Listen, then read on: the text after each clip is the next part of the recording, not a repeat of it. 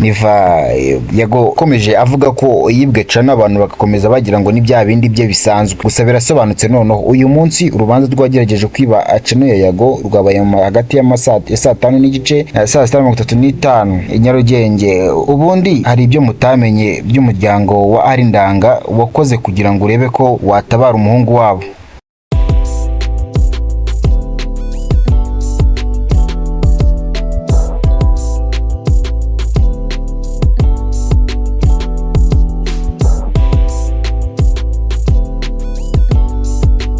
Ntibikunze kubaho ko Yago agaragara mu ruhame ari kumwe n'umukobwa cyangwa se ari kumwe n'igitsina gore. Gusa uyu munsi yagaragaye ari kumwe n'icyuki.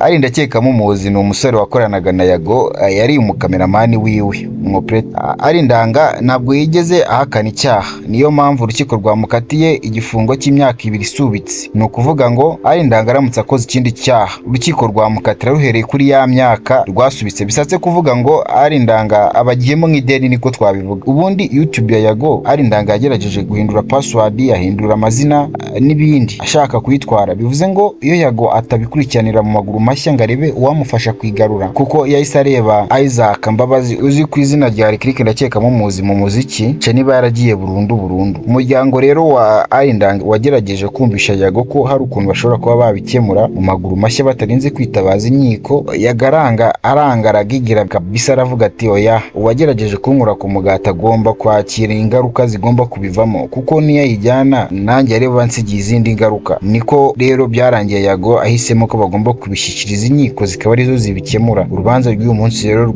nuko nguko rwarangiye. Arindanga bamukatiye igifungo cy'imyaka 2 isubitse muri umwe. Ngaye nguko rero abibazaga ibyo urubanza rwagejeje kwiba cano ya Yago, ukuntu byaba byagenze, uko byarangiye, uko byatangiye, muri make byari ibyo ngibyo. Bakoze kudukurikira.